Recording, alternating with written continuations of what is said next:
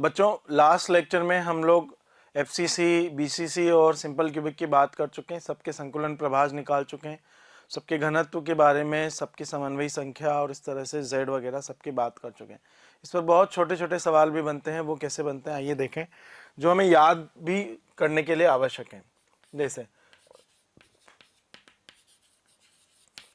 हालांकि ये इतने सिंपल सवाल हैं कि कोई आपसे पूछेगा नहीं, लेकिन इन छोटे सवालों की प्रैक्टिस से हमें इन तीनों घनीय जालक क्रिस्टलों के या घनीय जालक एकक कोशिकाओं की सारे पैरामीटर याद हो जाएंगे। इसलिए हम लोग ये एक्सरसाइज कर रहे हैं।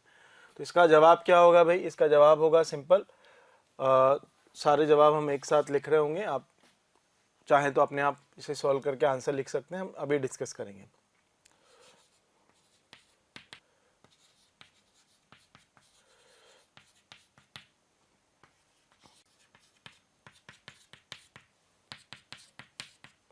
तो तीसरा सवाल में हमें भुजाओं के लंबाई का अनुपात, घन की भुजाओं की लंबाई का अनुपात निकालना है जब r नियत हो। दूसरे सवाल में हमें घनत्वों का अनुपात निकालना है जब a और m कांस्टेंट हो। चौथे सवाल में हमें फिर से घनत्वों का अनुपात निकालना है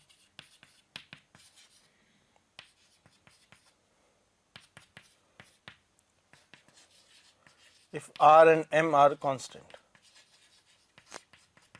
जब r और m कांस्टेंट हो, इसका मतलब a अलग अलग हो जाएगा, r अगर इक्वल है तो ये छोटे छोटे सवाल मैंने लिखे, यहाँ से आपको बहुत अच्छे से आइडिया हो जाएगा। इन सवालों को करने के लिए आवश्यक है कि आपको ये पता हो घनत्व किसके समानुपात होता है, राइट। जब हम इन्हें सॉल्व करेंगे तो इसका आंसर तो डायरेक्ट लिख सकते हैं, क्या हो जाएगा 1:2:4। और जब आप घनत्व की बात करेंगे तो घनत्व बराबर होता है Z इंटू मोलर भार बटा Na इंटू ए क्यूब।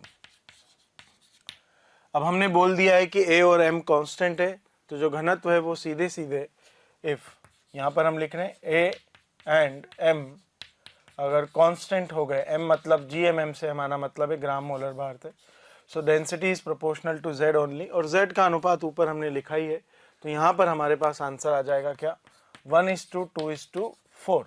ये हमारे पास डायरेक्ट z का अनुपात आ जाएगा। लेकिन तीसरा सवाल हमारे पास है a का अनुपात यदि r कांस्टेंट हो तो, यानी सब में अगर r कांस्टेंट हो तो हम लिखेंगे a ऑफ SC होता है 2r, a ऑफ BCC होता है 4r/√3 और a ऑफ FCC होता है हमारे पास 4r/√2। तो इस तरह से हमारे पास सब हैं। और अगर आप यहाँ r कांस्टेंट करके अनुपात निकालेंगे तो 2:4/√3 अनुपात 4/√2।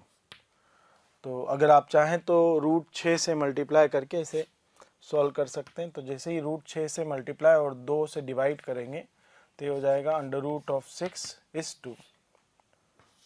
2√2 2√3। ये हमारे पास आंसर आ जाएगा। तो जब r सेम हो तो हमारे पास ये रेशो आता है, और आप देख सकते हैं इस रेशो में FCC का a सबसे बड़ा आएगा, फिर BCC का, और इन दोनों से ही छोटा सिंपल क्यूबिक घनीय जालक तंत्र का a यानी घन की भुजा की अनुपात आएगा। अब अगर r और m कांस्टेंट हैं तो हमारे पास यहाँ घनत्व क्या होगा? अब इस घनत्व को हम अगर r के पदों में लिखें तो ये जो r के पदों में है ये अलग अलग हो जाएगा। r और m कांस्टेंट होने का मतलब है घनत्व में a क्यूब का अनुपात भी चलेगा, और जब a क्यूब का अनुपात भी चलेगा तो हम लिखेंगे घनत्व समानुपात Z/a क्यूब। और जब हम इस तरह की बात लिखेंगे तो जरा ध्यान से देखो, घनत्व अगर हम लिखें सिंपल क्यूबिक का तो समानुपात 1/a की जगह हम लिखेंगे 2r का क्यूब यानी 8r क्यूब। BCC में हम लिखेंगे 2/a BCC जब हमने लिखा तो ये होता है 4r/√3, तो ये हो गया 64r³ 3√3। और FCC की जब हम बात करेंगे तो ये लिखेंगे 4 यहाँ पर 4r/√2, सो ये हो गया 64r³ 2√2, क्यूब कर दिया हमने। और अब हम इसे उठाकर यहाँ रख देंगे तो हमारे पास अनुपात क्या आ जाएगा, अनुपात आ जाएगा 1/8:6√3/64 कुछ इस तरह की कहानी हमारे पास आ जाएगी। चलो बहुत अच्छी बात है। सबसे पहले तो हम इसे 64 से मल्टीप्लाई कर देंगे, सो 8:6√3 and this will also be 8√2। तो आप देखिए ये इस तरह से हमारे पास अलग अलग वैल्यू आ रही है। थोड़ा सा आपको यहाँ मल्टीप्लाई करके एक देखना पड़ेगा कि कौन बड़ा आ रहा है और कौन छोटा आ रहा है। हम चाहे तो यहाँ से 2 और उड़ा सकते हैं, सो ये आ जाएगा हमारे पास 4:3√3/4√2। तो इन दोनों को कंपेयर करने के लिए आपको रूट की वैल्यूज मल्टीप्लाई करनी। जैसे 3 × 1.7 ये 5.1 आएगा एंड 4 × 1.4 सो ये 5.6 आएगा, यानी बढ़ा तो यही होगा और उस तरह से ये हमारे पास वैल्यूज आती जाएंगी, लेकिन देखने से थोड़ा सा गड़बड़ है। तो घनत्व भी अनुपात हमेशा चाहे a कांस्टेंट लेकर चलो तब भी FCC का ही ज़्यादा आएगा और r कांस्टेंट लेकर चलो तब भी FCC का ही ज़्यादा आएगा, लेकिन आपको वैल्यूज़ याद हो तो बहुत अच्छी बात है, नहीं तो निकालना भी आना चाहिए। तो कभी जब a सेम रखकर यानी एक ही घन में यदि हम सरल घनीय बना दें, उसी घन में हम सरल घनीय बिगाड़ कर BCC बना दें, उसी घन में अगर हम FCC बना दें तो घनत्व का अनुपात क्या आएगा, राइट। अगर हमारा घन कितना भी बड़ा हो सकता है लेकिन एक ही तरह के गोलों से हम एक बार सरल घनीय बनाए, एक बार BCC बनाए और एक बार FCC बनाए, तो जो घन की भुजा लंबाई है वो किस अनुपात में आएगी और घनत्व किस अनुपात में आएगा, ये दोनों बातें इस तरह से पूछी जा सकती है और आपको अच्छे से इन्हें सॉल्व करना आना चाहिए। तो ये तो कहानी हो गई हमारे पास बहुत आसान सी कहानी, जिस पर हम छोटे छोटे से सवाल सरल घनीय BCC और FCC पर कर रहे हैं, राइट। अब इसके आगे थोड़ा सा अपना लेवल और आगे बढ़ाते हुए हम इस पर थोड़े मुश्किल सवालों की बात भी करते हैं। इन सब सवालों के बाद आइए एक तरह का सवाल और लेते हैं जिस पर कभी कभी सवाल आ जाते हैं और उस सवाल से हमें एक चीज और सीखनी है, वो ये कॉपर, चांदी एवं सोने की एक मिश्र धातु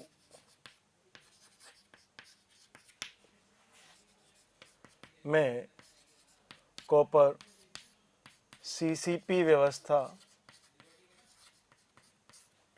व्यवस्था को हिंदी में, शुद्ध हिंदी में लिखेंगे तो क्या लिखेंगे, घनीय निबिड़ संकुलन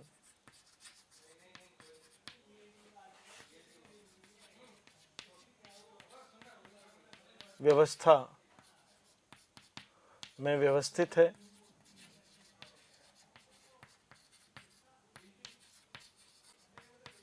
तथा सिल्वर भुजा केंद्र पर उपस्थित है एवं गोल्ड काय केंद्र पर उपस्थित है,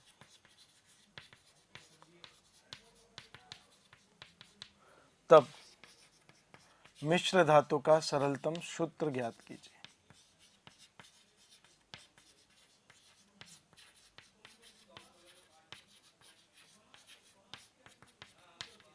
सबसे पहले तो हमें ये सीखना होगा कि घनीय निबिड़ संकुलन CCP क्या है, क्यूबिक क्लोज पैकिंग, राइट। तो CCP क्यूबिक क्लोज पैकिंग का मतलब है घनीय जालक तंत्र में ऐसी व्यवस्था जहां जो मोस्ट क्लोजली पैक्ड हो, यानी जहां खाली या रिक्त स्पेस बहुत कम हो, अर्थात जिसका पैकिंग फ्रैक्शन उच्चतम हो। अच्छा, हमें पता है पैकिंग फ्रैक्शन किसका कितना आया, सरल घनीय का आया था लगभग 52%, BCC का आया था लगभग 68% और इसका आया था लगभग 74%। तो आप कह सकते हैं ये कौन सी व्यवस्था है, CCP व्यवस्था। कौन सी व्यवस्था होती है, FCC।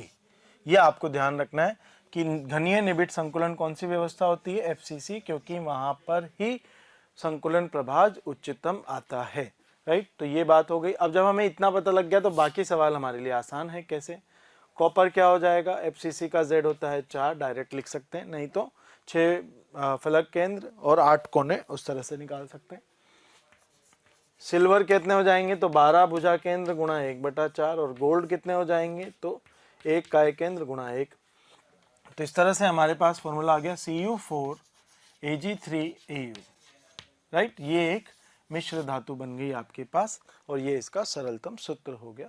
तो इस सवाल से मुझे केवल एक चीज सिखानी थी, कौन सी, CCP क्या होती है, क्यूबिक क्लोज पैकिंग, घनीय निबिड़ संकुलन। और वो कौन सी व्यवस्था होती है, घनीय जालक तंत्र में जिसका पैकिंग फ्रैक्शन संकुलन प्रभाव उच्चतम हो, वो क्या हो गई, FCC। तो बच्चों ये छोटे सवालों के बाद एक छोटा सवाल हमने ये देखा, इससे हमें ये पता लगा कि जो फलक केंद्रित घनीय है, FCC है, उसी को हम घनीय निबिड़ संकुलन CCP भी कह सकते हैं। तो कई सवालों में आपके पास FCC ना लिख करके CCP लिखा जाता है, तो आप उसे अच्छे से एक बार समझें और उस तरह से ही उसको सोल्व करें। दूसरी बात जो बच्चों के दिमाग में वो आती है कि यार हमने इतनी व्यवस्थाएं बनाई, घनीय में, सरल घनीय, ये, लेकिन हर एक में कुछ कुछ जगह खाली है, तो ये जगह खाली क्यों बच रही है, पहली बात। दूसरी बात, अगर ये जगह खाली बच रही है तो ये खाली जगह को क्या करते हैं, क्या नहीं करते। तो इसकी कहानी जब हम पढ़ते हैं तो हम बात करते हैं रिक्तियों की।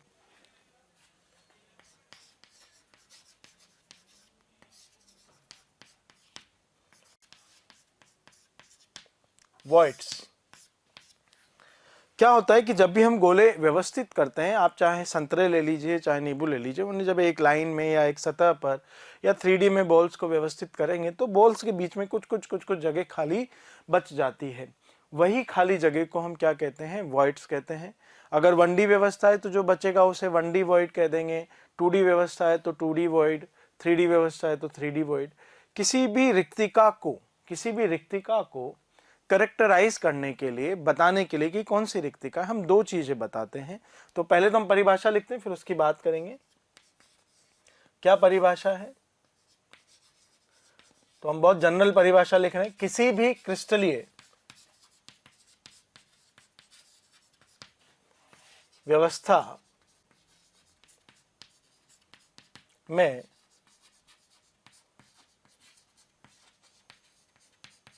अवयवी कणों के मध्य उपस्थित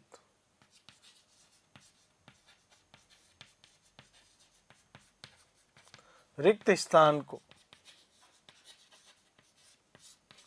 रिक्तिका कहा जाता है या वॉइड कहा जाता है। बहुत सिंपल सी परिभाषा मैंने जनरल लिखी है, इसमें फिर आगे बहुत करेक्टराइजेशन आएंगे। सबसे पहला करेक्टराइजेशन जो मुझे लगता है हमें सीखना चाहिए वो ये कि किसी भी रिक्तिका को हम कैसे पहचानेंगे कि वो कहाँ उपस्थित है, किस प्रकार की क्रिस्टलीय व्यवस्था में उपस्थित है। तो एक तो उनका नाम दिया जाता है, लेकिन नाम से पहले भी एक चीज जिससे हमें बहुत सारी बातें पता लग जाए वो हम बात करेंगे। किसी भी रिक्तिका की हम बात करते हैं PDQC, ये P और Q नंबर्स हैं। D का मतलब है dimension, 3D 2D kind of thing, और C का मतलब है समन्वयी संख्या, कोऑर्डिनेशन नंबर।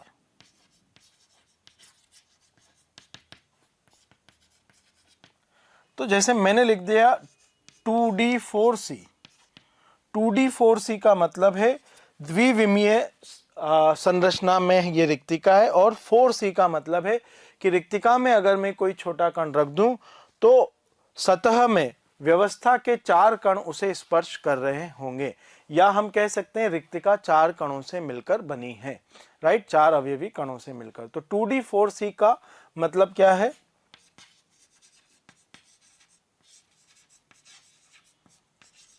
द्विविमीय क्रिस्टलीय व्यवस्था में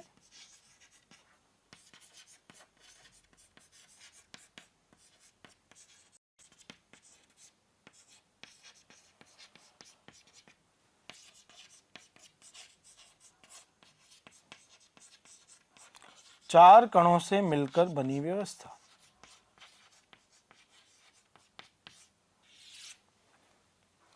ठीक, 4 कणों से मिलकर बनने वाली व्यवस्था को हम क्या कह देंगे, 2D4C, 2 डायमेंशन में है हमारे पास, राइट। उसी तरह अलग अलग, तो किसी भी रिक्तिका का क्लासिफिकेशन कैसे होगा, ये 2 नंबर होंगे, 1D, 2D, 3D, फिर अलग अलग coordination number, 2 coordination number, 3 coordination number, 4 coordination number, इस प्रकार हमारे पास रिक्तिकाएं बनेगी। दूसरा जो हम बात करते हैं कि एक बार हमने रिक्तिका को इस तरह से क्लासिफाई कर लिया, लेकिन फिर जब हम इसे डिटेल्ड बात करना चाहते हैं तो हम चाहते हैं क्या कि हम रिक्तिका को, राइट, वो अवयवी कण जिनसे मिलकर ये रिक्तिका बनी है उनके केंद्रों को जोड़ने पर जो आकृति बनती हो नाम पर भी नाम दे दें। जैसे मान लो मैं एक छोटा सा उदाहरण लेता हूं, हमने वर्गाकार सतही व्यवस्था 2D में पढ़ी सबने।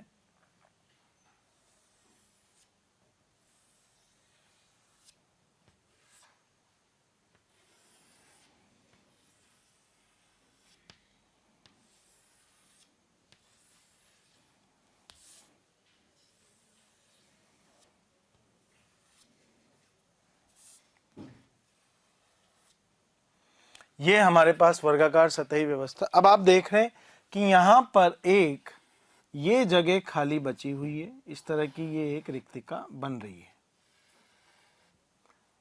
राइट। अब जब ये रिक्तिका बन रही है तो आप सबसे पहले तो ये देखिए कि क्या ये मैंने वृत्त लिए हुए हैं, 2D की मैं बात कर रहा हूं, तो 2D हो गई और कितने कणों से मिलकर बनी है, 4C से, तो 2D 4C रिक्तिका बोलूंगा मैं इसे। सबसे पहले तो क्या बोलूंगा, 2D 4C रिक्तिका। दूसरी बात, जिन अवयवी कणों से ये मिलकर बनी है,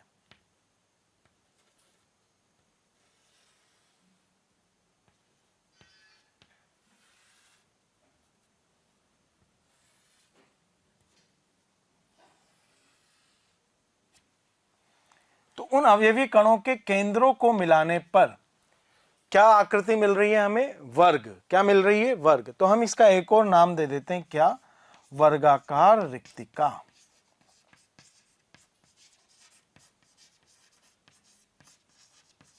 क्या नाम दे देते हैं, वर्गाकार रिक्तिका। अब चलो एक और उदाहरण लेते हैं।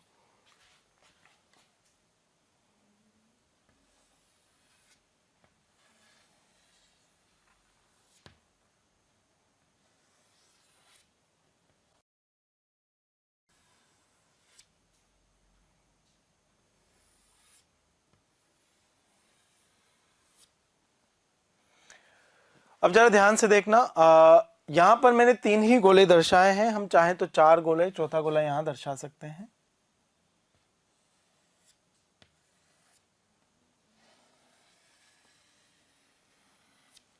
इस प्रकार हमने चौथा गोला दर्शा दिया, राइट। जब हमने ये व्यवस्था जमाई तो ये व्यवस्था थोड़ी इससे अलग है। और रिक्तिकाओं की हम बात करें तो ये कुछ रिक्तिका हमें यहां नजर आ रही है। ऐसी रिक्तिका ये भी है और एक रिक्तिका यहां भी है, दोनों एक ही जैसी रिक्तिका, एक उल्टी एक सीधी है। लेकिन रिक्तिकाओं की अगर हम बात करें तो यहां पर 2D रिक्तिका है, लेकिन 3 कणों से मिलकर ही बनी है, तो 2D 3C रिक्तिका।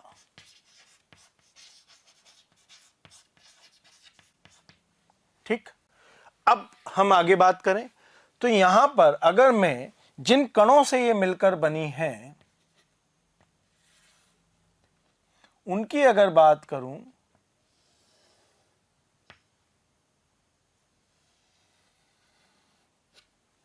तो एक त्रिभुज बन रहा है। जैसे हम यहां चाहे तो यहां पर भी एक त्रिभुज बना सकते हैं, तो आप इसे त्रिभुजाकार रिक्तिका, और क्योंकि हम जब इस तरह की बातें करते हैं तो त्रिभुज त्रिभुज नहीं कहते, त्रिकोण में हम बात करते हैं, तो हम इसका एक और नाम दे देते हैं, क्या, त्रिकोणीय रिक्तिका।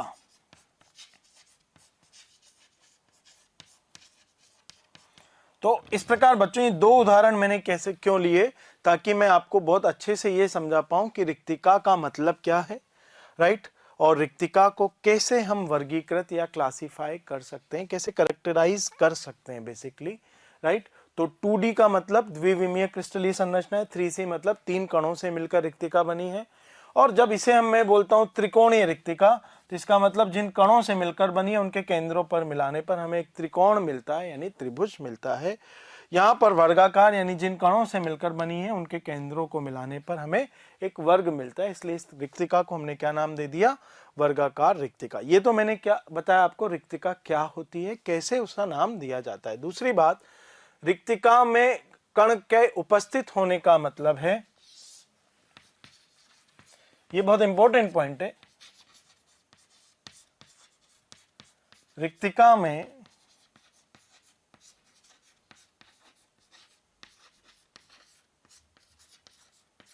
अवयवी कण उपस्थित होने का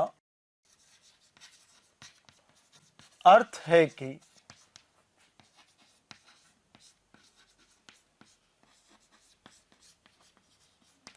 कण का केंद्र तथा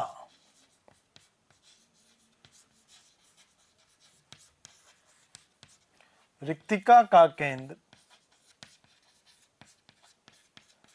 एक ही बिंदु है। दूसरी भाषा में कि कण रिक्तिका में अवयवी कण उपस्थित होने का मतलब यह है कि जब भी हम किसी रिक्तिका में अवयवी कण रखना चाहते हैं तो हमें वो कण इस प्रकार रखना होगा कि रिक्तिका के केंद्र पर जाकर अवयवी कण का केंद्र आए। जैसे मैं यहां कण रखना चाहता हूं तो ये रिक्तिका का केंद्र है और इस केंद्र पर ही हमारे इस अवयवी कण का केंद्र आना चाहिए। जैसे मैं यहां रख देता हूं।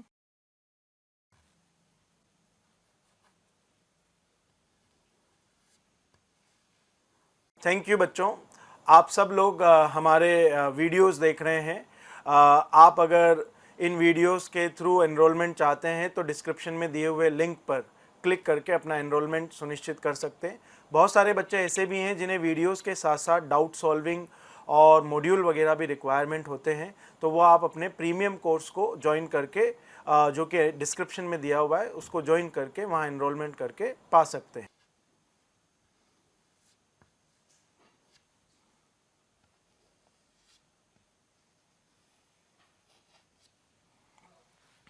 इस प्रकार हमारे पास ये कहानी आ गई, राइट। डायग्राम हमारा सिमेट्रिक नहीं है, नहीं तो दोनों गोलों का आकार एक जैसा आना चाहिए था। तो कण और रिक्तिका का केंद्र एक ही बिंदु होगा, राइट। अवयवी कण का केंद्र और रिक्तिका का केंद्र एक ही बिंदु होगा, अर्थात वह कण किसमें रखा हुआ है? रिक्तिका में रखा हुआ है। ये तो बात हो गई। अगर आप ध्यान से देखें तो ऐसी रिक्तिका हमें किसमें मिलेगी? वर्गाकार सतही में व्यवस्था में मिलेगी। और ऐसी रिक्तिका हमें किसमें मिलेगी? षटकोणीय सतही व्यवस्था में मिलेगी। ठीक। और अगर मैं बात यहाँ पर इंपॉर्टेंट बातों में बात करना चाहूं तो समन्वयी संख्या जितनी उच्च होगी रिक्तिका भी उतनी ही बड़ी होगी, यानी रिक्तिका में आने वाला कण का आकार भी उतना ही बड़ा होगा। लेकिन ये बात तो थोड़ी आगे की है, इसके पहले हमें एक बात जो सीखनी है वो ये, रिक्तिका में उपस्थित अवयवी कण की त्रिज्या सदैव क्रिस्टलीय व्यवस्था के अवयवी कणों की त्रिज्या से छोटी होती है। रिक्तिका में उपस्थित अवयवी कण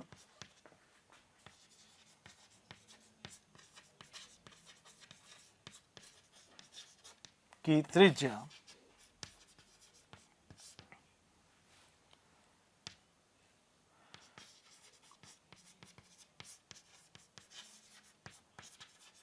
क्रिस्टलीय व्यवस्था के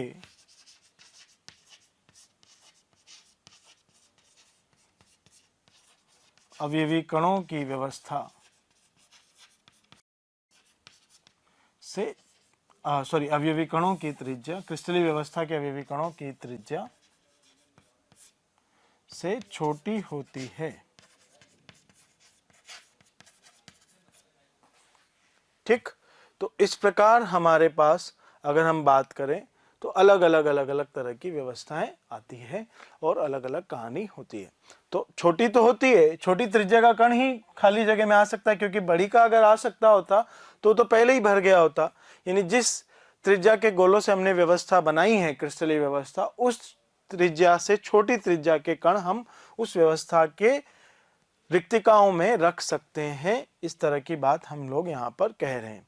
दूसरी बात जो मैंने अभी भी कही, समन्वय संख्या जितनी उच्च होगी, यानी जितने अधिक कणों से मिलकर रिक्तिका बनी है, रिक्तिका का आकार उतना ही बड़ा होगा, राइट। तो ये एक और इंपॉर्टेंट पॉइंट है, यहां लिखता हूं, राइट।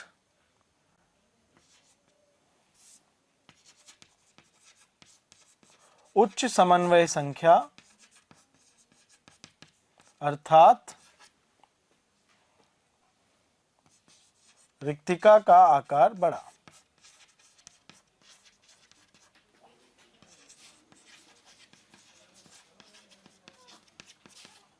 तो जितने अधिक कणों से, यानी कोऑर्डिनेशन नंबर जितना ज्यादा होगा, रिक्तिका हमारे पास उतनी ही बड़ी होगी।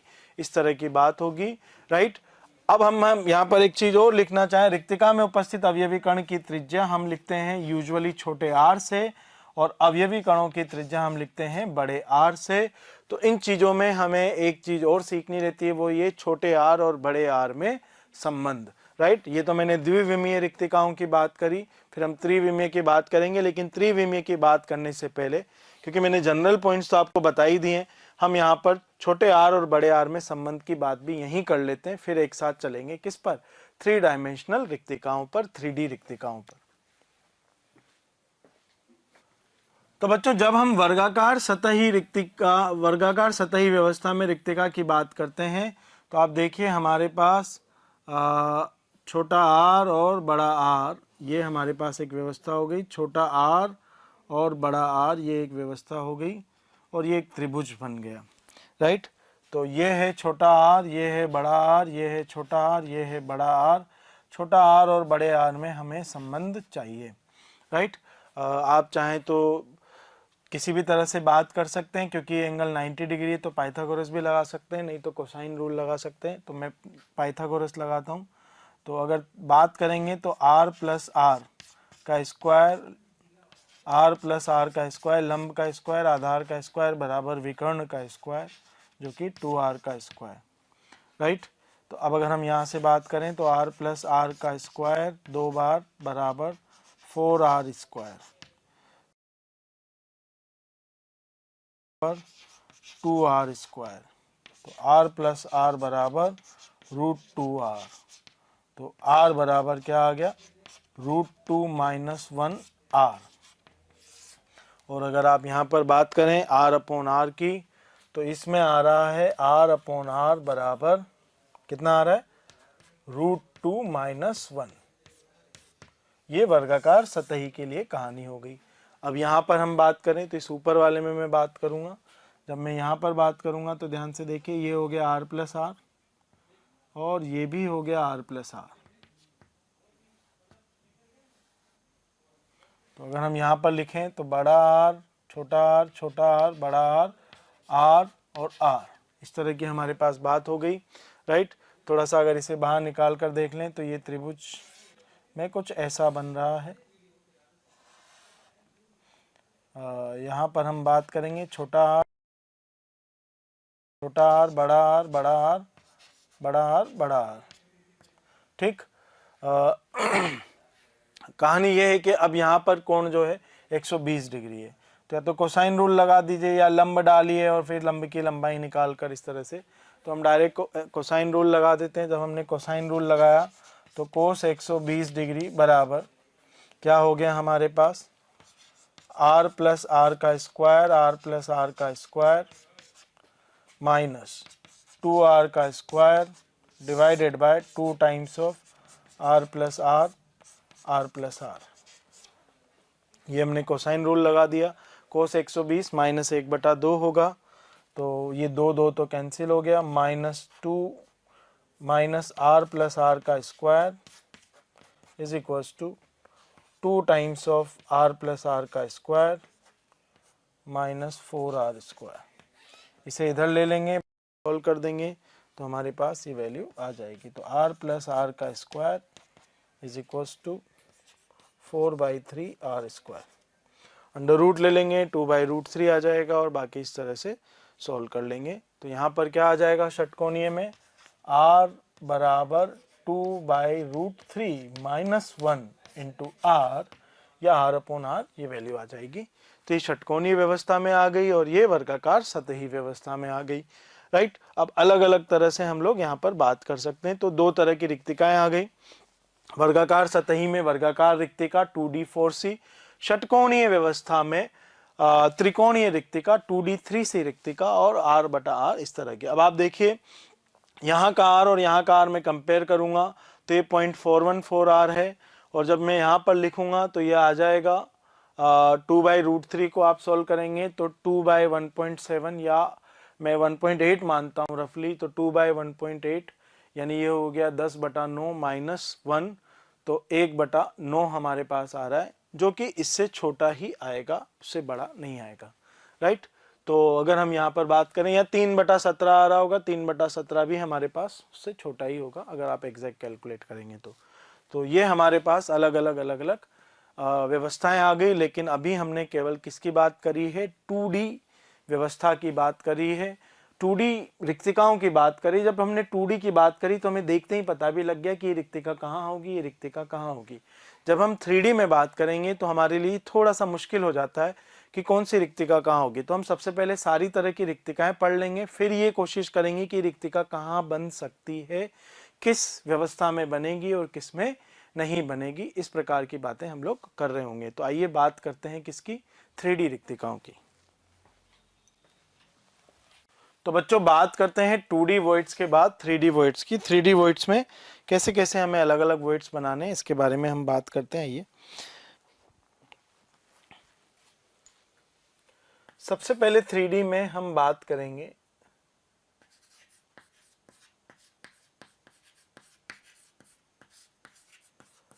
चतुष्फलकीय रिक्तिका की।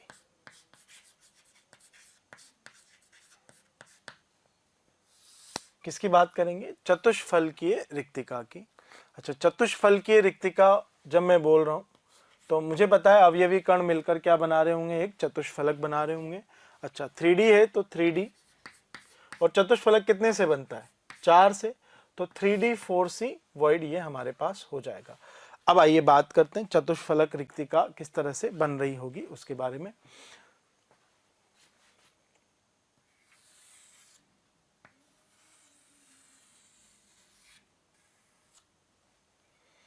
अगर आप ध्यान से देखें तो जो मैंने अब तक बनाया वो आपको एक त्रिकोणीय रिक्तिका नजर आ रही होगी। अब अगर मैं इस त्रिकोणीय रिक्तिका के ऊपर एक अवयवी कण और रख दूं, इस प्रकार से, जरा ध्यान से देखना, जो कि इन तीनों अवयवी कणों के ऊपर हो, यानी 3 गोले तो इस तरह से रखे कि त्रिभुज बना दिया, 3 संतरे, उनके ऊपर एक चौथा संतरा रख दिया जो उन तीनों त्रिभुज बनाने वाले तीनों कणों को टच करता हो। इस प्रकार की हमारे पास व्यवस्था होगी। तो जब मैं केंद्रों को मिला लूंगा इनके, तो ऊपर वाले कण का केंद्र और नीचे वाले तीनों कणों का केंद्र ये हो जाएगा। और जब मैं इसको ऊपर वाले कण के केंद्र से मिलाऊंगा इन्हें, तो हमारे पास कुछ ये व्यवस्था आएगी। और आप सब जानते हैं ये एक कैसी व्यवस्था है, ये क्या बन रहा है, चतुष्फलक। क्या बन रहा है, चतुष्फलक। तो मैंने क्या कहा कि आपने, मैं इसे थोड़ा 3D व्यू देने की कोशिश करता हूं कि आपने 3 कण तो पहले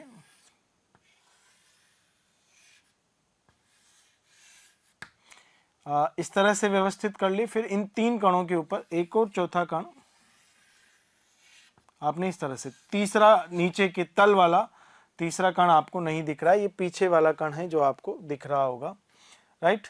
यहां जो एक जगह बच रही होगी, तो इनके जब हम केंद्र मिला लेंगे और एक कण इधर पीछे की तरफ होगा ऐसे, जिसे आप कह सकते हैं बाहर की तरफ निकल रहा होगा, और ये हमारे पास चतुष्फलक बन गया होगा। यहाँ जो बीच में जगह बचेगी, तो मैं एक चतुष्फलक बाहर निकाल के फिर उस जगह जो बची हुई है उसकी बात करना चाहता हूं।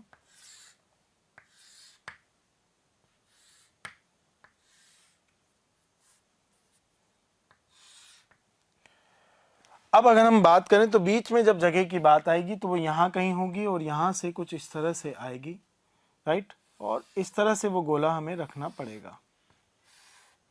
और आप सब जानते हैं बॉन्डिंग में जब आपने मीथेन पढ़ा होगा तो कुछ ऐसी ही व्यवस्था हमने बनाई होगी। अब मैं इसे इस तरह से और रिप्रेजेंट करता हूँ, तो जरा देखिए कैसे आ रहा होगा। ये तो एक छोटा गोला जो रिक्तिका में रखा हुआ होगा। अब इस रिक्तिका के बाहर एक गोला तो इधर ऊपर होगा, एक गोला इधर होगा, एक गोला इधर होगा जो इसे टच कर रहा होगा, और एक गोला इधर होगा जो इस तरह से। अब जब मुझे ये गोला बनाना है तो मेरा ये गोला इधर इन दोनों को टच कर रहा होगा, वो थोड़ा सा डायग्राम बनाने में। तो ये रिक्तिका है और यहाँ ये छोटा गोला रखा हुआ है और ये इधर बड़े गोले रखे हुए हैं हमारे पास। तो ये छोटा आर, ये बड़ा आर, इस तरह की हमारे पास कहानी हो जाएगी। और ये जो भुजाएं हैं, ये अगर मैं इनकी बात करूं तो ये हो गई हमारे पास 2r। इस तरह से ये क्या हो जाएंगी, 2r हो जाएंगी। ये भी 2r, ये 2r और ये भी पीछे वाली भी 2r, ये व्यवस्थाएं हो जाएंगी। तो अब मैं केवल भुजाओं की लंबाई के आधार पर चित्र बनाता हूं, तो क्या हो जाएगा,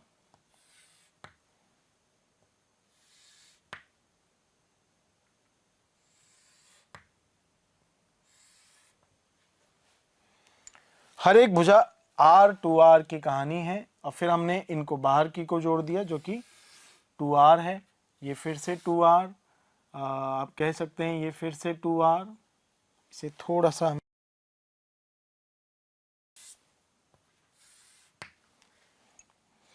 तो ये फिर से 2r और ये भी 2r होगी पीछे वाली, और ये भी 2r। तो ये हमारे पास बन गया एक चतुष्फलक जिसकी कहानी ये है। और ये भुजा r plus R, R plus R, R plus R, R plus R, ये हमारे पास कहानी हो जाएगी। चलो भाई, बहुत अच्छी बात है, राइट। तो बाहर की भुजाएं क्या है, 2r है। थोड़ा सा 2D में जब हम ये चतुष्फलक की कहानी बनाते हैं तो थोड़ा सा हमें लगता है यार कुछ भुजाएं तो बड़ी दिख रही, कुछ छोटी दिख रही है, सर कह रहे हैं सारी बराबर है। ऐसा नहीं है। चित्र बनाने के लिए हमें 2D में 3D विजुअलाइजेशन आए, इसके लिए हमें कोई भुजा लंबी चौड़ी बनानी पड़ जाती है, लेकिन ये एक तरह की पूरी सिमेट्रिसिटी के साथ बनता है और सारी भुजाएं बराबर होती हैं। आप इसे ऐसे कह सकते हैं कि ये 3 पैर ऐसे लटके हुए हैं ट्राइपॉड के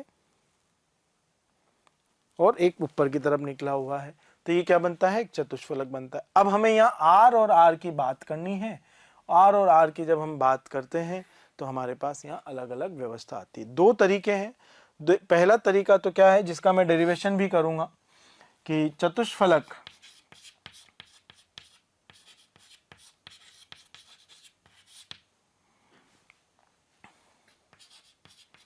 की ऊंचाई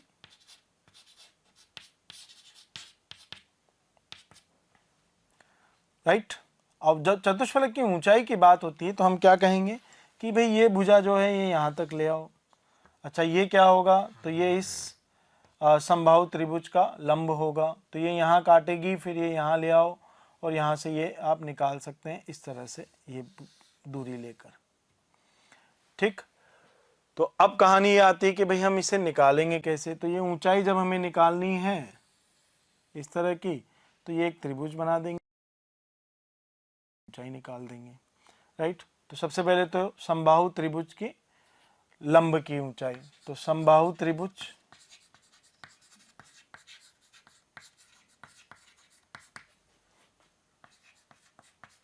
का लंब, तो क्या हो जाएगा, अब जैसे ये पूरा लंब आना है तो ये 2r है, ये r है और ये इधर लंब आना है, तो 4r square minus r square की बात हम करेंगे। तो 4r square minus r square 3r square, तो √3r हो गया हमारे पास। वैसे होता है भुजा लंबाई, राइट, जो भी त्रिभुज की भुजा है उसका भुजा लंबाई का √3/2 टाइम्स। तो ये समबाहु त्रिभुज का, अब इसका 2:1 हिस्सा, तो जब हम इसके 2:1 हिस्से की बात करते हैं तो ये क्या हो जाएगा, तो मैं इसे ब्रेक कर करके लिख रहा हूं जरा। तो सबसे पहले तो नीचे वाला समबाहु त्रिभुज है मेरे पास,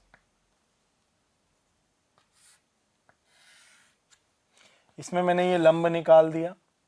ये अगर 2r है, ये भी 2r है, ये भी 2r है, तो यहाँ तक ये r हो गई होगी।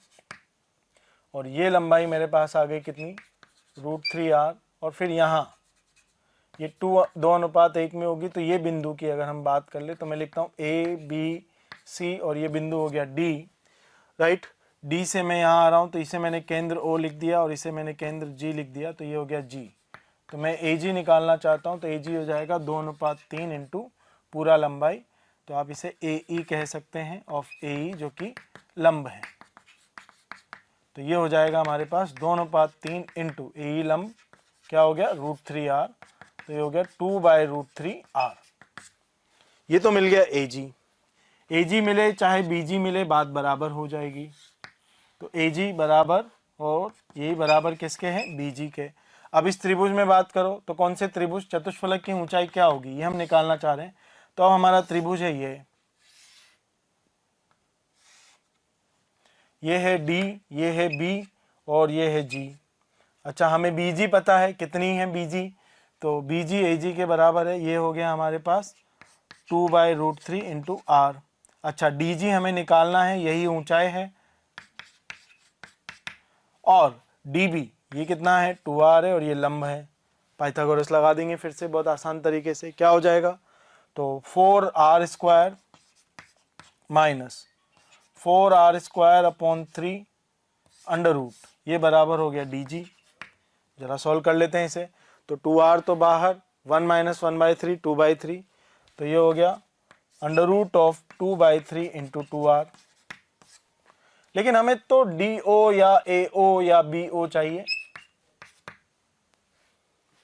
राइट। तो अब जरा एक और प्रॉपर्टी सुनिए, ये जो है ये इस केंद्र पर,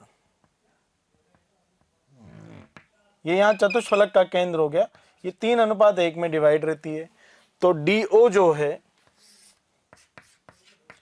वो 3/4 ऑफ डी जी हो जाएगा, और डी जी हमें पता है कितनी है डी जी, राइट।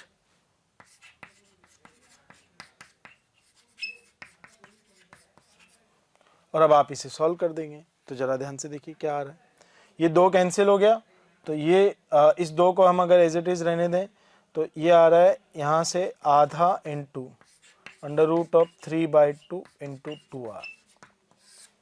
अब मैं इसे याद करने का टेक्निक बताता हूँ, और ये सारी चीजें एक बार फिर से समराइज करता हूँ। देखो, चतुष्फलक की ऊंचाई कितनी होती है, भुजा लंबाई का रूट 2/3। भुजा लंबाई चतुष्फलक की कितनी है, 2r आ रही है, ये हम यहाँ से बनाते हुए चल रहे हैं, 2r 2r 2r 2r, ये चतुष्फलक का केंद्र है, ये है r प्लस r। तो चतुष्फलक की ऊंचाई कितनी होती है, भुजा लंबाई, जिस भुजा से चतुष्फलक बना है उससे रूट 2/3 टाइम्स, राइट।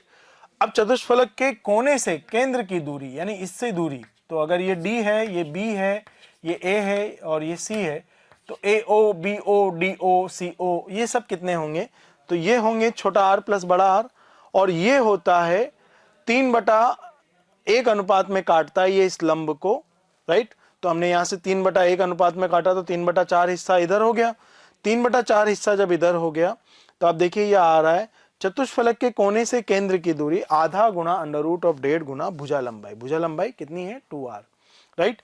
तो ये चतुष्फलक की एक प्रॉपर्टी है जो हमें याद रखनी है, राइट। प्रॉपर्टी क्या है कि चतुष्फलक के केंद्र के इर्द गिर्द लंब जो है केंद्र, चतुष्फलक का केंद्र, उसके लंब को 3:1 में बांटता है, ये हमें याद रखना चाहिए, ठीक। तो यहां से हमारे पास एक कहानी आ गई। अब जैसे ही हमारे पास एक कहानी आई, हमने कह दिया कि ये दूरी किसके बराबर है, r प्लस r के, और जैसे ही ये दूरी हमने कहा r प्लस r के बराबर है, हमारा काम बहुत आसान हो गया। अब तो बस हमें छोटा r बड़े r में संबंध निकालना है, जो कि बहुत आसान से निकाला जा सकता है, राइट। क्या आ जाएगा, तो हमारे पास संबंध आएगा ये दूरी बराबर r प्लस r, और हमें r निकालना है, तो r बराबर, अब जरा इसको तो कैंसिल कर लेते हैं, तो r बराबर under root of 3/2 minus 1 into r, तो r अपॉन r आ रहा है √3 माइनस √2 अपॉन। प्यारे बच्चों, अगर आपको हमारे वीडियोस पसंद आ रहे हैं तो आप इन्हें लाइक करें और शेयर करें। शेयर करने से ये वीडियोस ज़रूरतमंद बच्चों तक पहुंच पाएंगे। और अंत में मैं ये कहना चाहता हूं कि आप अगर इसी तरह से लाइक और शेयर करते रहे, राइट, तो हमारी मोशन की पूरी टीम मोटिवेटेड रहेगी, ताकि हम और बेहतर से बेहतर वीडियोस और कंटेंट आप लोगों तक पहुंचा सकें। ये बहुत मुश्किल तरीके से निकाला, और आप सब कह रहे होंगे सर पिछले 5 मिनट से क्या कर रहे हो, कुछ हवाई नहीं लग रही है। इसकी जगह बहुत सिंपल सा तरीका है, हम नए ज़माने के लोग हैं, आप सबको पता है कि ये एंगल 109 डिग्री 28 मिनट होता है। कोसाइन रूल लगाओ, मज़े से डायरेक्ट आंसर निकालो। तो कोसाइन रूल क्या लगाएंगे हम लोग, next method, cos 109 degree 28 minute is equals to r plus r का स्क्वायर 2 बार minus r plus r minus 2r का स्क्वायर यानी 4r square divided by 2 times of r plus r। Cos 109 degree 28 minute का value निकाल दो, answer आ जाएगा direct, कोई तकलीफ ही नहीं है, राइट। तो इस तरह से वैल्यू निकाल कर आप आंसर रख सकते हैं। तो ये हमारे पास अलग अलग टेक्निक हो गई। मैंने ये वाला मेथड थोड़ा मुश्किल है, लेकिन क्यों फॉलो किया, पहले क्यों बताया आप लोगों को, ये पहले बताने का एक ही उद्देश्य कि मैं ये चतुष्फलक की प्रॉपर्टीज आपके सामने रख सकूं। और चतुष्फलक की प्रॉपर्टीज जब मैंने आपके सामने रखी तो मुझे एक बहुत ही नायाब तरीके से चतुष्फलक की प्रॉपर्टीज के बारे में पता लगा। वो क्या है,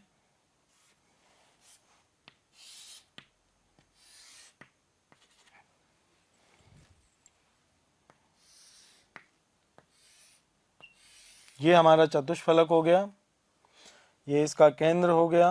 मैं एक काम करता हूं, ये तो हमारा हो गया सफेद वाला चतुष्फलक, ये इसका लंब हो गया, ये 3:4 में इसका डिवीजन हो गया, और ये सारे हमारे पास भुजाएं होंगी इस तरह से, राइट। तो ये हो गया r plus R plus R, ये हो गया 2r, और हमने यहाँ पर सारी कहानी सॉल्व कर दी। तो ये त्रिभुज कौन सा है, ये वाला है, और ये एक बेस वाला त्रिभुज मैंने इधर निकाला हुआ है, राइट। तो इस तरह से आप सारी गणनाएं अच्छे से समझ सकते हैं। और ये हमारे पास, अगर किसी को लगता है सर हमें थोड़ा विजुअलाइजेशन कम हो रहा है, तो हम एक दिन इसे 3D में भी सीखेंगे चैप्टर खत्म होने के बाद आखिरी लेक्चर में। और दूसरी बात, आपको ये वैल्यू याद रखनी है और कुछ भी नहीं है। तो चतुष्फलक, ये 3D 4C वॉइड, क्या है ये 3D 4C void चतुष्फलकीय रिक्तिका, right. 3D 4C रिक्तिका, और यहाँ r/r ये होता है, ये 3 डायमेंशन में पहली तरह की रिक्तिका है, राइट। आइए अब हम बात करते हैं दूसरी तरह की 3D में रिक्तिका। कितने से मिलकर बनी है ये, 4 से। कितने विमा में है, 3 विमा में है। r/r कितना है, √3 माइनस √2/√2, या √1/1 -1 × r, ये हमारी वैल्यू है, आपको याद रखनी है। नेक्स्ट रिक्तिका हम बात करते हैं अष्टफलकीय रिक्तिका। अष्टफलकीय रिक्तिका का मतलब है कि जिन कणों से रिक्तिका मिलकर बनी होगी उनसे वो आपस में क्या बना रहे होंगे, अष्टफलक बना रहे होंगे। अष्टफलक क्या होता है, मैं हॉरिजॉन्टल फॉर्मेट में अष्टफलक आपके सामने बना रहा हूं।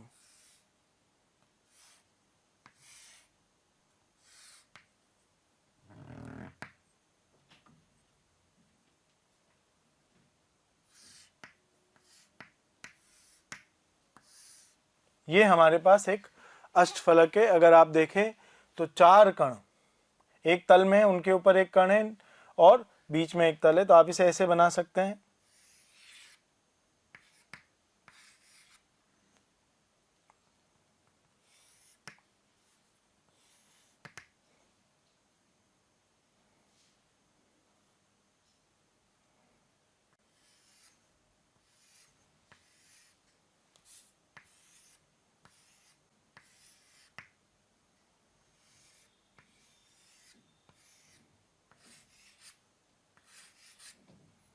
राइट, तो इन चारों कणों के ऊपर एक कण होगा और इनके नीचे एक कण होगा, ये बन रहा होगा।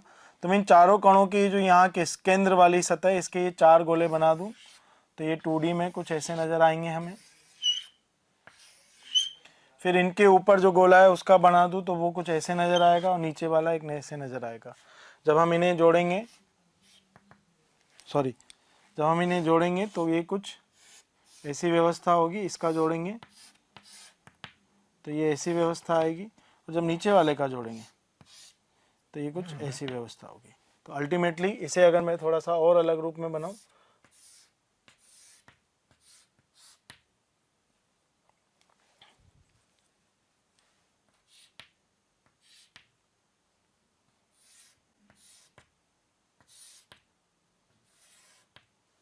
तो ये ऐसी व्यवस्था होगी। ये हमारे पास अष्टफलक है। कैसे, तो एक गोला यहाँ होगा, एक गोला यहाँ होगा, एक गोला यहाँ होगा, एक पीछे की तरफ होगा, एक ऊपर वाला होगा और एक नीचे वाला होगा, बीच में एक रिक्तिका बनेगी, राइट। जब हम बीच की रिक्तिका की बात करते हैं तो हम कुछ ऐसे कहते हैं कि बीच में एक गोला रखा जाएगा। ये रिक्तिका वाला गोला दिखा रहा हूं, ये कुछ ऐसे होगा जो कि इसको नंबर दे देता हूं, 1 2 3 4 5 और नीचे वाले 6, इन सबको टच करेगा, राइट। तो इसे ऐसे भी समझ सकते हैं, 4 तरबूज एक तल में जमा दिए, उनके ऊपर एक तरबूज रखा और नीचे से भी एक तरबूज लगा दे, बीच में जो जगह बच गई वो बन गई अष्टफल की रिक्तिका। कितने कणों से मिलकर बना अष्टफलक, 6 कणों से मिलकर तो आपने इसे नाम दे दिया 3d6c वॉइड। क्या नाम दे दिया? 3d6c void. अब यहां पर कहानी बहुत सिंपल है कि अगर हमें निबिड़ संकुलन वाली व्यवस्था की बात करनी है तो निबिड़ संकुलन वाली व्यवस्था की बात करने का मतलब है कि हमारे पास वो गोला रिक्तिका में इस प्रकार रखा हुआ होना चाहिए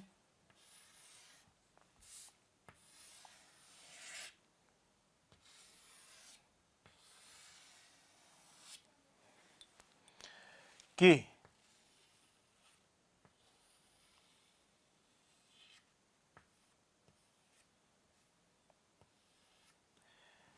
उस गोले का या उस छोटे तरबूज का जो अर्ध का गोला काटेंगे हम, वो इन अर्ध गोलों के तल में हो, जो मैंने ये अर्ध गोले यहां दिखाए थे इस तरह से,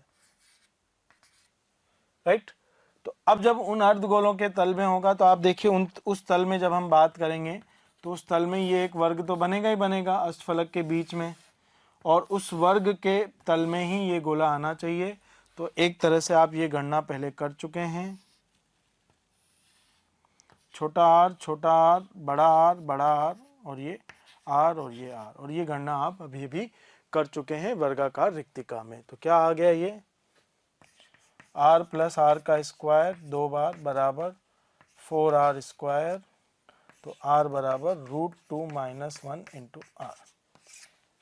ये तो बात हो गई आपके पास किसकी? अष्टफल के रिक्तिका की। ये जो सफेद गोला है ये रिक्तिका वाला गोला है, ये बाहर ऐसे होगा, थोड़ा ऊपर निकल रहा होगा, तो जो ऊपर से नीला वाला गोला आएगा वो टच करेगा, और पीछे की तरफ से एक नीला वाला जो आएगा वो टच करेगा। तो इस प्रकार ये रिक्तिका बन जाएगी। एक ऐसा मानिए कि एक वर्ग है, इसके ऊपर एक टोपी पहना दी, एक नीचे से टोपी पहना दी, बीच में एक गोला छोटा फंसा दिया, ये इस तरह की बात होगी, ठीक। अब अष्टफल की रिक्तिका के बाद एक और रिक्तिका की हम बात करें जो कि है घनीय रिक्तिका।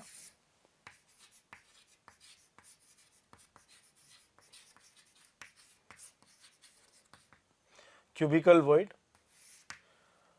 घन बन रहा होगा यानी 8 होंगे, तो ये हो गया 3d8c वॉइड। और जब हम घन की बात करते हैं तो ये हमारे लिए बहुत आसान हो जाता है।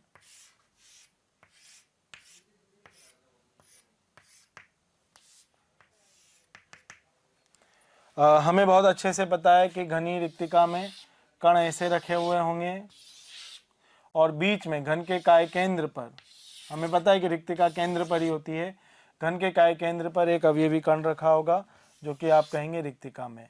तो काय विकर्ण के अनुदिश जब हम टच करेंगे, इस तरह की बात जब हम करेंगे, तो आप देखिए घन का काय विकर्ण, भुजा लंबाई कितनी हो गई? a बराबर 2r, काय विकर्ण कितना हो गया? √3a, यानी √3 इंटू 2r बराबर, ये दूरी कितनी हो गई? बड़ा आर, छोटा आर, बड़ा आर, तो 2 times of r plus R, ये 2 कैंसिल हो गया, तो छोटा आर बराबर √3 - 1 इंटू आर। तो ये हो गया 3d8c वॉइड घनीय रिक्तिका। आप देखिए अगर हम भुजा की बात करें 0.414r, 0.732r, तो इसका मतलब जितना ज़्यादा समन्वय संख्या है उतनी ज़्यादा हमारे पास क्या आ रही है? छोटी आर की वैल्यू आ रही है। चतुष्फलकीय में अगर हम बात करते तो वो इन दोनों से भी छोटी आएगी वैल्यू। अगर हम निकालें चतुष्फलक की तो r/r आ रहा था √3 - √2/√2, तो ये 1.73 - 1.41/1.41 सॉल्व कर लेंगे तो ये आएगा 0.225, ठीक। ये आ रहा है 0.414 और ये आ रहा है 0.732। अच्छा, चतुष्फलकीय क्या था? चतुष्फलकीय में 3d4c, 4 से मिलकर बनी है तो छोटा है, 6 से मिलकर बनी थोड़ा बड़ा हो गया, 8 से मिलकर बनी और बड़ा हो गया। तो इस प्रकार ये 2D और 3D के वॉइड्स हैं। मुझे पता है ये लेक्चर थोड़ा सा हमारे लिए तकलीफदेह होता है क्योंकि वॉइड्स विजुलाइज करना बहुत आसान नहीं होता। इनफैक्ट जब आमने सामने होते तभी मुश्किल होता है, तो अभी तो कैमरा बीच में है तो इस वजह से थोड़ा और मुश्किल होगा, लेकिन अगर आप इसे बार बार देखेंगे, मेरे एक एक शब्द ध्यान से सुनेंगे तो ये वर्ड्स आपको विजुअलाइज हो जाएंगे। और यूँ मानकर चलिए अभी मेरा ये काम पूरा नहीं हो गया, अब मैं आगे एक लेक्चर और तक वर्ड्स की बात करूंगा और वर्ड्स पर ही चर्चा हमारी चलती रहेगी, राइट। तो ये वर्ड्स जब बार बार आएंगे तो धीरे धीरे, जिनको आज एक लेक्चर में नहीं हो रहे हैं वो अगले लेक्चर में, राइट, पॉजिटिव माइंडसेट के साथ बैठेंगे तो हो सकता है थोड़ा और अच्छे से उन्हें विजुअलाइजेशन आए, क्योंकि अब हम वॉइड की ही बात करने वाले आगे आने वाले लेक्चर्स में, राइट। तो एक बार में नहीं होगा, इस लेक्चर को बार बार देखें, दूसरी बार अगले लेक्चर को और ध्यान से देखें, तो ये वर्ड्स हमें अच्छे से विजुअलाइज होंगे। और हम चाहें तो एक टेबुलेटेड फॉर्म में सारी बात लिख सकते हैं, कहाँ कहाँ कौन कौन सी रिक्तिकाएं हमने पढ़ी। तो मैं एक बार सारी टेबल बनाकर यहाँ आपके सामने लिख देता हूँ। तो वॉइड्स में हमने सबसे पहले पढ़ी त्रिकोणीय रिक्तिका,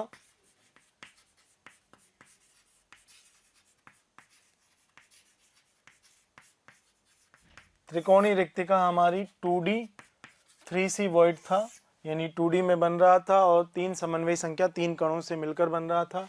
अच्छा, R/R क्या था हमारे पास, तो अगर आप ध्यान से याद करें R/R की वैल्यू, राइट, तो यहाँ पर जरा हमने कोसाइन रूल लगाया था और कोसाइन रूल लगाकर हमारे पास R/R आया था, R/R का square minus 4R square is equals to minus का R/R स्क्वायर। ये हमारे पास इक्वेशन आई थी कोसाइन रूल से।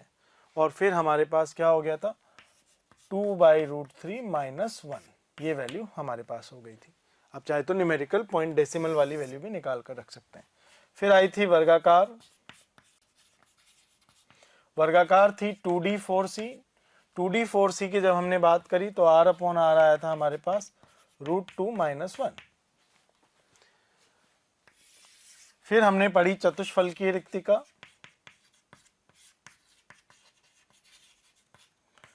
थ्री 4C, यहां पर R/R आया हमारे पास √1.5 माइनस 1।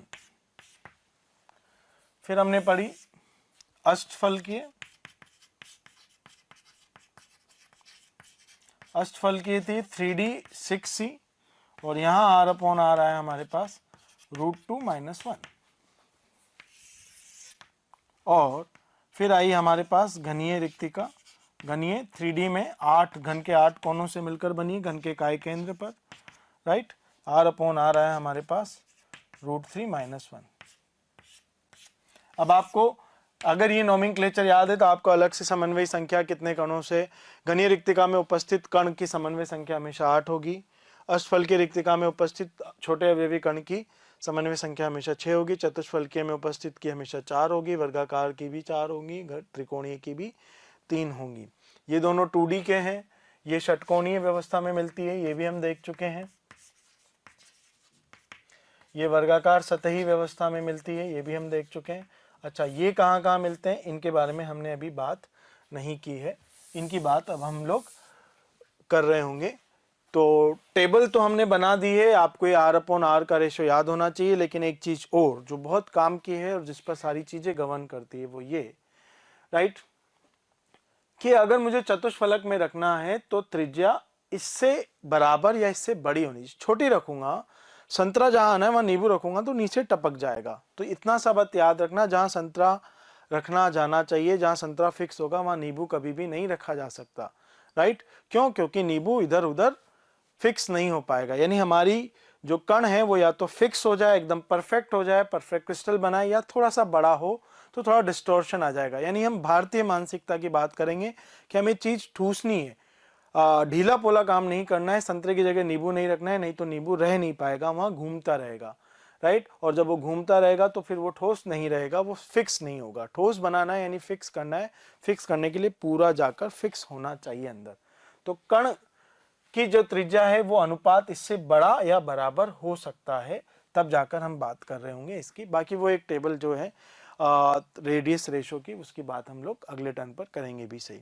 तो आज का लेक्चर मैं यही समाप्त कर रहा हूँ, थोड़ा हेवी है, बहुत सारे बच्चों को ये कैलकुलेशन समझ में नहीं आई होगी, तो भी कम से कम ये टेबल याद रखें, मैंने इतना आपको समझा दिया है। उसके बावजूद भी हम एक या तो आखिरी का या इन बिटवीन का एक लेक्चर डिजिटल प्लेटफॉर्म पर बात करेंगे, जहां मैं आपको 3D डायग्राम्स दिखाऊंगा प्रेजेंटेशन के फॉर्म में, सो दैट ये विजुअलाइजेशन हमारा एकदम परफेक्ट हो जाए। वैसे तो मैंने आपको पहले ही लेक्चर में बोल दिया है कि हम इन्हें याद करके बहुत आसानी से काम चला सकते हैं और कोई सवाल गलत नहीं होने वाला है, परंतु फिर भी मैं चाहता हूं कि जब हमें याद भी करना है और अगर विजुअलाइजेशन के साथ याद हो तो वो चीज लाइफ टाइम पक्की हो जाएगी। यही वही तो बहुत छोटी मोटी बात है, जीवन भर आपको याद रहेगा, हाँ यार ऐसा देखा था। इसलिए मैं चाहता हूं कि आप उसका एक 3D व्यू भी देखें। वो मैं आपके सामने एक प्रेजेंटेशन बनाकर, एक लेक्चर जिसमें सारी चीज़ें आएंगी, उसमें मैं सरल घनीय का भी बनाऊंगा, एफसीसी का भी बताऊंगा, उनके बीच के वॉइड्स भी बताऊंगा और सारी चीज़ें बताऊंगा, ताकि आपका पूरा सॉलिड स्टेट के वीडियोस एक साथ आपको मिल जाए, राइट। और वो 3D विजुअलाइजेशन का डिजिटल चीज़ पर, डिजिटल बोर्ड पर बहुत अच्छे से आपको दिख जाए। तो अगर आपको कभी सॉलिड स्टेट रिवाइज भी करनी होगी तो वो एक डिजिटल लेक्चर चलाएं और सारी चीज़ें एकदम ब्रश अप कर लें, राइट। तो आज के लेक्चर में बच्चों इतना ही, राइट। Thank you. आपको और कुछ हो ना हो, ये वैल्यूज जरूर याद रखनी है।